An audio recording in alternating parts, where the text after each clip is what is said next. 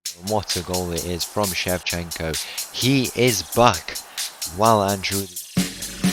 Oh, yes!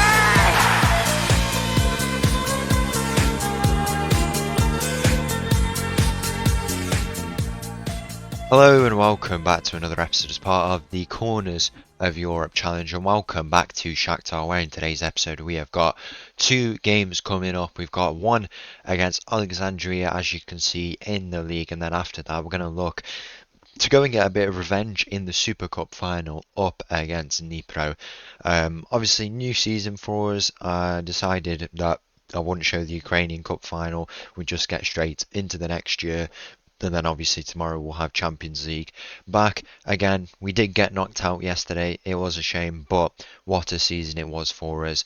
We had it was just amazing what the script. I had to end unfortunately against RB Leipzig, but we were much better and we're starting to improve, get into those deeper stages, and we've beat teams like Bayern Munich, Porto. We beat two very very good teams in what was a very tough season with lots of injuries and just different things like that, dropping points where we didn't need to.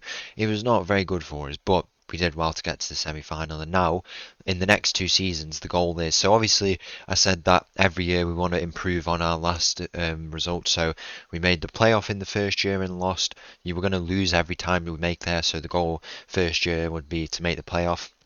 We did. Round of 16 we did. Quarter final we didn't, but we lost. And then the next year we were supposed to get the semi-final and we did, which was obviously last year. Now the next goal is to make a final, but obviously we can lose it. And then the one after that we can make a final and win that. So in the next 2 years, really, if we continue as we are, that's where we want to be, and going on to win this Champions League. It's been a very very interesting summer, to say the least. It's been possibly the most difficult one that I've ever had to face. I have had offers for Enrique, Antonio, Lozano, Anderson no, Cortazar no, so them three. Ochoa 4. There was definitely not an offer for Neto 5, Rysakov 6, Shevchenko 7, and Santos 8. So 8 of my players had non-stop offers. I mean, you can see for yourself there. This doesn't tell half the story of some of the offers we've had for us. It's been so bad. Some players have left us, but first of all, we'll show you a big signing that we've made. We brought in a player from West Ham, David Lind. As you can see here, he's already an England international, got 5 caps to his name. He joins us 21 years of age, lots of potential. Looks like a good player overall, quite a physical midfielder. I was looking for a replacement for Thomas Janssen, and I think with him we get a bit more of a physical player, one who can just have a bit more presence in the midfield, because Cho is getting I think he's actually got better going forward, as you can see. So I think we need to utilise that, because his ability to get forward is really really good now these days. He scored some big goals for us recently, and I think we should exploit that.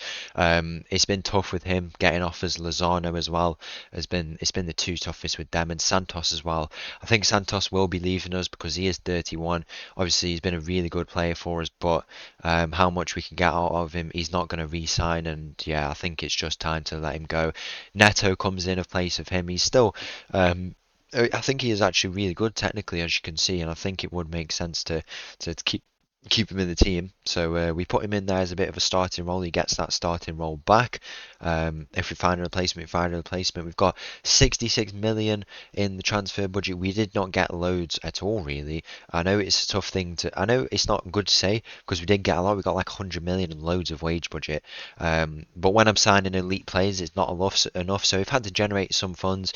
Alex has left us. He's gone to Al Ettifaq, as you can see, for 20 million. Not going to stand in his way there. And then Jesus Fari has also left us, gone to Schalke to get a bit more of a starting role, which is good for him. So he made a bit of profit there. If Santos leaves, it will be another 30 million. We're having loads of offers for Lozano.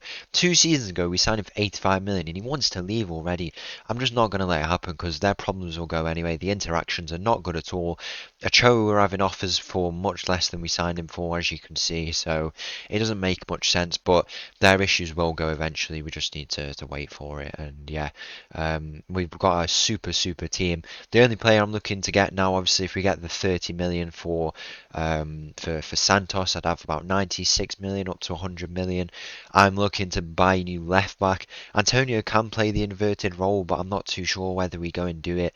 I think we do sign a new player there, and then I do think we might have a perfect team. Neto we could have replaced, but he's on the level. We've seen how good he was for us. He got us some key goals in the Champions League and also in the league for us. I think he's a big player, so there's no reason why we replace him just yet. Whilst we've got another year out of him, and we wouldn't want to sell him now. So I think we play him there. Kuzminik, he's still getting the goals. Wouldn't replace him just yet either at 31. I mean, when with all these players, if it's 2 years to win the final, they'll be 33 or 34 by the next final. But imagine all that experience they'll have and the ability. I think it's definitely worth it, and that's why we stick with that. But if we can get that left back, I think we have a perfect team. It's just how they go on and work together. And if we can keep Lozano and Ochoa, who want to leave for less, it just doesn't make sense. The transfer interactions, the interactions with the players, it's not random at all. Very, very annoying. Like, they don't ask for, it's not reasonable. That's the way to describe it. Not reasonable at all. You give them a reason and they don't want to hear it. What can you do, really? We've got 2 games coming up today. We can show off their abilities in this. The first one against Oleksandriia. So the team for this game against Oleksandriia start with Enrique in goal, a backline of Antonio, Lozano, Anderson and Cortazar, Choa, Kravchuk, Neto in the middle. We got Recycle on the left, Shevchenko on the right, and Kuzminik up top. Kick off here in this game against Oleksandriia. It looks like we're playing on a Friday maybe, because we are having our second game already. No other team is.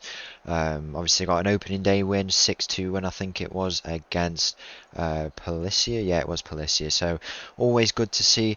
Obviously we've got this new signing in Lind into the midfield. I think if we find a left back, I think it's complete really in the defence. I don't think we have attacking issues for now. The attackers were pretty good at times. I think they just had a bit of a rocky season, a lot of them, but I think they will bounce back, and if they don't, then we have to consider that. But as I say, you've got to expect you've got to not expect, but you've got to consider that it's over these 2 years where I think we have a massive chance of doing it. If it takes 3 years or more, then it does. But over the next 2 years, if it doesn't go well now, we have to tweak it. I mean, if there's a position where we change next, it will be the attack. I think we've got future-proof players in the defense if we can keep them, which we probably can. We're getting offers like all the time, and Lozano and Ochoa both want to leave, and it just messes with their morale. That's the issue I have. The other players have had offers, are not really that bothered about them. None of them are trying to really force their way out. I guess Santos, but we've already accepted it's the end for him, I guess, here. So nothing we can really do about it. It's a shame, really, because I would have liked to have kept him, but a lot of players are on their last years now, so I'll have to re-sign, especially some of the attackers, and maybe downgrade their roles. Potentially, probably not, but it's something that we have to consider. Obviously, going into contract negotiations. But it's interesting how we're going to keep them around. What a ball that is! Rysaikov's in here, 1-0, and that is, look at what Neto does here. By the way, he steps right into that position, and he is showing why you kind of come straight into this team. The only issue is now we don't have much quality on the bench, but I'm all for getting the first team right for the Champions League, and then the bench is still good, but it's not like the depth that we had with like Neto last year, for example, or Alex anymore, because they haven't left us, but stuff has changed. That's done that, and I guess it's something that happens. But we still got the Ukrainians on. Obviously no Lind today because in the first game Anderson was the one who didn't get selected for Zharov, and now Kravchuk has come in today for Lind. He's got potential. He's not like got the ability like Lozano, for example, when he joined 2 years ago. He's got the potential. He just needs to develop. I think he's got he's quite aggressive player. Obviously as a tackler, that's what you want from him, but hopefully it doesn't affect his discipline or anything like that, looking ahead. But I think it's a good signing for 87 million. It might be more of the a bit more on the expensive side, especially because he's not a big proven player. Obviously, come from West Ham, which is an interesting move. It's nice that he's come because obviously we're giving him the guaranteed playing time, and he's playing Champions League football. Obviously, our stature will have improved. It hasn't improved a lot, considering we've made what two? We had a quarter final. We made playoff round of 16, quarter final. Semi-final. No, no, no. Not the quarter-final. We made a semi-final, and our statue's not that good. The good thing is the league has gone up, which is means that we don't have to play a playoff. But it means we can attract those players, and obviously we need a left back. There was one of the RB Leipzig players actually I was going to sign because I like signing players with release clauses. Very satisfying because it means you can just get straight into negotiations. I think all of the Galacticos, Lind is a Galactico now. That is the brand of footballers. Here's a Choa. He's bursting into the box. Penalty. That is a penalty. The chance to make it 2-0 here, and that's what I mean. Choa's very, very good at getting forward now, and if that's what he does, that's how he's redefining his career at such a young age, and it's good. I know, for example, like Andre Pirlo, he did a bit of a reverse of what Ochoa was doing. Andre Pirlo used to be a bit more of an advanced player, but then he went deeper when Ancelotti needed him at AC Milan to kind of fill that deeper role, and it worked out very well. Shevchenko, the chance to get his third goal already of the season, sends the keeper the wrong way, and we are on for another great season. And of course, it happens when Shevchenko scores. He's back into his, hopefully back into his, his prime. He's getting into those years where he's going to become an absolute beast of a player, and that's when we need him, when we need to win the Champions League. What a legend he is! I mean, he's more experienced now, but I guess he's been our wonder kid. He's still 26 to be fair.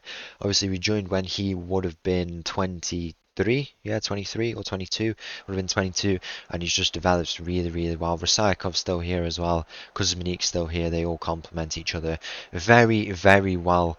But yeah, we're in a good position now. Just the new left back. There was an RB Leipzig player, as I was saying, with that release clause, but he didn't want to come.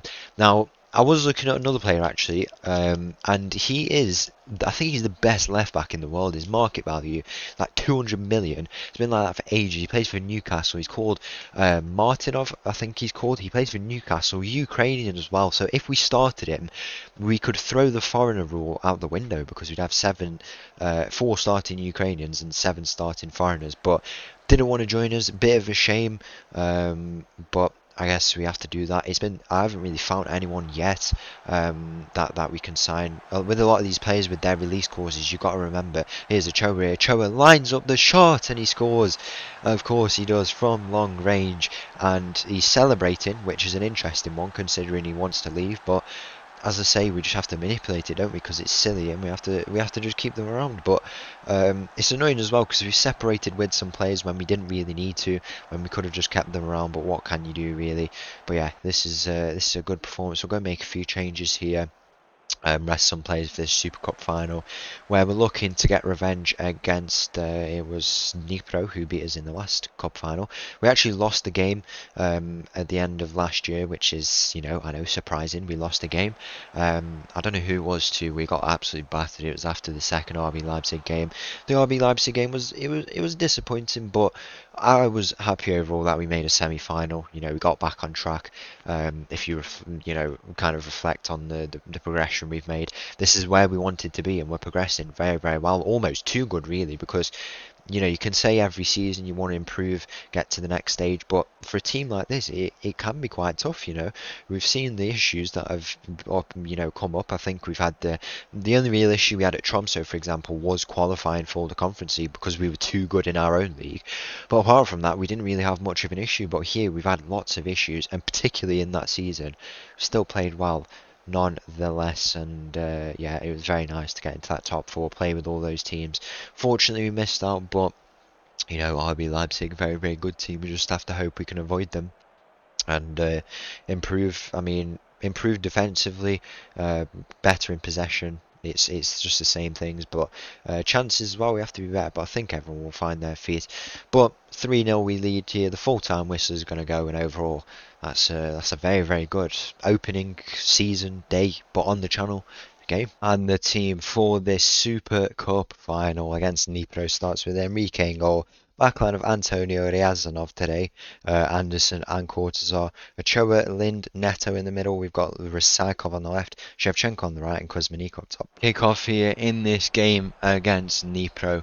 Obviously, it is a cup final, I guess, but it's a close competition. I mean, I know in countries like Spain, for example, they do the semi-final and then the final, but they don't have a secondary cup competition, which I've never really thought about it. I don't know if it's a good thing or a bad thing, really. That Shevchenko's in here, 1-0 we lead in this Super Cup final, and what a goal it is from Shevchenko. He is back. Well and truly, by the looks of it, he cannot stop scoring 4 goals in his first 3 games, and it's a lovely header to make it 1-0 here. I've never thought about it, I saw a concept about the Carabao Cup that should have been like they should close it off to like top teams, like the European teams or something like that, which I guess would be it makes sense, but at the same time. They are like football clubs who should be able to compete for it, because obviously if you've seen the new Carabao Cup rules, Ochoa's in, he is at the crossbar. For Shevchenko though, Shevchenko, where will he go? Goes to the edge. Lind is there, so close to getting a debut goal for himself there. It's a nice position he picks up, and had a chance to make it 2-0 here. In this cup final. Let's see how we do on this header at the near post. Anderson, is he gonna win it? No, he doesn't. Is that Shevchenko who's there? Getting in the near post. It was Cortazar who was there. It falls to Rysakov here. Rysakov cuts in, puts it on his right, but he does lose out on it in the end. I saw something about the Carabao Cup. If you saw the draw for the most recent round 3 I think it was, they actually could not play like teams. They couldn't play each other, and apparently people were saying like they should be able to, or they shouldn't play at all, so then they can focus on Europe, and a team can win it and then qualify for the Conference League. But I don't know, it's an interesting one that I guess every country has to have 2 cup competitions. I know I don't know if they do it in Iceland actually. When we were at Iceland, I'm not too sure. I know in Portugal they did it. They did like a smaller one and then a bigger one, which is like the format we were on about. They should do in England. In Norway they did the Norwegian Cup, and I think was that it? I have a feeling that was it. I don't know if there was a Super Cup. I'm not too sure actually, but it feels like every country has. I mean, I don't know. I really don't know if it's a minimum or a requirement to have 2 competitions. Probably not.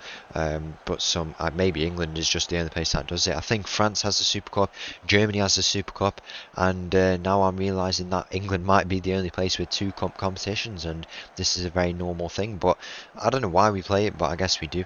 And it's still a trophy to be won, like our 9th or 10th trophy here in Shakhtar. That's a ball in. Kuzmeniko is there, he's at the crossbar.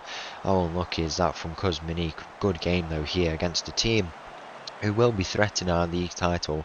As I say, we can be good in the Champions League, but you also have to be good in the league, and this is what we're doing here. Obviously not the league, but it's a cup final and big game experience, I guess you could say, for us. Very, very important, but Dnipro find themselves in a little bit of possession on this near side. Bit of defending required from us. It's a ball down the line. Will we be in there to defend? Enrique's come off his line. He's been rounded, and that is 1-1. Enrique's forgot about his move to Man City. He says he's happy to continue with us for now, which I guess is good, but that is it's a it's a bit of a mistake at the back. I don't know what's gone on there really. If we take a look, it's just a ball over the top, and it is it Lind who's there with them? I don't know if it is. It's Ryazanov. Oh, a bit of a mistake from the young lad there. Guess we can't complain too much really. I think we can still get back into this game. It's just a little bit of a mistake that's caused that goal there, but overall very very impressive episode. I mean, I think we played well, made big signings. Hopefully we've got that left back by next episode, and then I guess this team is pretty much complete for now. I don't see a signing we have to obviously make. Obviously we've got our attackers, very capable, but if they can live up to their quality that they have done in the last few years, then we'll have to see. But Rysakov is playing out of his mind here. Shevchenko is playing out of his mind with 4 goals. Kuzmeniko is being consistent. He's getting involved, and Neto as well had a really good first game, and he's breaking into this team. Well, not breaking into this team. We already know how good he is. Obviously got benched last year, but he still had loads of minutes. in different various aspects, including the league. I think he actually got like top 2 or 3 in the league awards, which is crazy, really. But he, in a lot of the rotation games, he was there, so it makes sense. He finds himself on the ball here, he picks out Kuzminik, and now Kuzminik finds Ochoa into Rysakov. Rysakov has got space to run into down this left side, and what a story it's been for him as well. He's just been so good. He could look to play a ball, and that's what he does. Shevchenko's there. He's at the post. Hit the woodwork 3 times in this game. How unlucky have we been? And now all of a sudden, Dnipro might turn this around. It's down the line. There was an offside in there if it was to go through, but luckily it doesn't. Anderson does lock that up. 4 is there as we go into the second half here. What has been a very good start I mean, we're drawing, but it's been a good start. We've been threatening, and this is exactly what we need going into Champions League. Looking ahead to that, hopefully we get some nicer fixtures, because our fixtures have been crazy. I don't know what pot we'd be in. I don't know if it's based on reputation. I don't know what I don't know how they do it actually. It's based on coefficient, but I don't know if there is a coefficient. I think it might just be for leagues, maybe. I'm not too sure. I'll have a look, but that will obviously determine what pot we go in for the next the league phase, and you know, the higher the pot, the better. Arguably, I guess that shows our ability. I don't know what pot we'd be in. Maybe pot 3 or pot 2. Probably not pot 1 by now. Maybe still even in pot 4. I don't know. I really do not know. But it don't really make a difference what pot you're in, because you're going to play 2 from each anyway. So whatever pot you're in, there's not exactly a bias. But obviously you can get tougher teams in some pots than others. But hopefully we get some new fresh teams, and we can have some new opposition, make it interesting, instead of Newcastle, Napoli, you know, Porto we played 3 times now. There's definitely another team, Bayern Munich, we've played loads of times now. But we haven't played teams like, you know, who have we not played? We've not played some of the English teams. We've not played Man City. We haven't played Arsenal. We haven't played Dortmund. We haven't played, if I'm not mistaken, AC Milan, Inter Milan. Just big teams like that. I've had pre-season. We played Sporting. I wanted to go on a tour in England. I also proposed the league or the cup with the you know, the former corners of Europe teams, but none of them were having it. Could be an idea for the winter break potentially, that we can do that, but I don't really know. None of them really want to do it. I tried to do a tour of England so we can play against the elite teams, because I guess that's where a lot of them are. In the end, we played against AC Milan and Sporting. I think we drew the Sporting game away from home, and then we went away to AC Milan, lost that one. Obviously had the under-19s game, which was a 6-1 win. Make of that what you will. I don't think it shows anything. Lin with the shot, he's just put it over. So close to getting a winner here in this game. He's alright, those shots, isn't he, to be fair? Them two pairing each other really well. I mean, you don't see defensive highlights as much, but I guess when we see them, I guess he'll be involved in them. Neto plays a ball in. Antonio's there. Anyone will get on the end of that. No, they won't. Ochoa's blasted it over, and that's why he's getting sold. No, he isn't getting sold. I do not want to sell him, especially for a price that's less than what we bought him. It's just so, it doesn't make sense. We've had him for 2 years. It's not like they're bad players. They're elite players, very elite players. And it just makes no sense to sell him for that little. I don't know why they ask for it, really, because it just doesn't make sense. You know what I mean? It doesn't make sense. Are we going to find a goal here in this Super Cup final, or is it going to go to extra time? What would have been a very eventful episode. We have got a few minutes left to try and find a winning goal in a game that's been completely dominated by us. It must have been a defensive masterclass from Dnipro. Don't send us to extra time. Go on, give us a late winner. Anyone come up with it. Recycle. Neto. Kryliuk has come on. You might not be too familiar with him. He's gone straight to penalties, actually. Kryliuk came back from loan. He played that game where I rotated the whole team for the first time ever. And yeah, he's going to get a few minutes here. Not a bad player. And yeah, we're going to go into a penalty shootout here, see what we can do, and hopefully come out with the result. It's always fun to have penalty shootout, and why not? Let's go and have it here to determine the Super Cup final. Enrique, obviously, he's been one of the professional ones to stick around, and hopefully he can make himself a hero. Here's the first penalty is saved straight down the middle into Enrique, and that is an important miss really, because that was their best penalty taker, I assume. I don't know how it's worked, but Neto is up here to take the first penalty, and he sends the keeper the wrong way. Very, very good penalty, and we lead here in this shootout. The next player for Dnipro up against Enrique. I mean, Enrique's been so good. I'm glad I've kept him. He's been very professional. Goes under the radar, I'd argue. That is a horrible penalty from Dnipro, and all of a sudden we can go 2-0 up here. It's Rudenko who's going to step up, the clutch player, one of the clutch players in this team. You know, one of the youngsters. Very, very good player for us, Rudenko. The chance to make it 2-0 here. He goes the way of the keeper, and he does make the save, but not to worry. We still a lead of 1-0 here in this shootout. It's a shame for the young lad, really, but what can you do as we have a penalty here for Dnipro. Steps up, and it has gone into the bottom left corner. Enrique's done well for himself in this shootout, to be fair. 2 penalties saved, went down the middle from both of them and got close to that one as Tom Jansen is coming up here. Big player for us, you know, he's been here a number of years now. Tom Jansen steps up, and it's just crept in through the keeper's hands. Our best penalty taker just about puts it away. We're into, you know, risky territory now. A loss could, what am I trying to say? A miss could determine the win here. The penalty sent the wrong way from Enrique, and now it's still 2-2. But if we score this, we will take it back to 3-2. Lind, tucked in shirt, number 8. Where is he gonna go? Lind with the penalty, steps up, massive penalty from him into the top right corner. A very, very good debut for him. And now all of a sudden, if Dnipro miss this penalty, we are going to pick up that Super Cup trophy. Just so you know, I'm not playing the music for the Super Cup final. I think that's something we have to establish now. I play the music for big things. Come on, this is a closed tournament, man.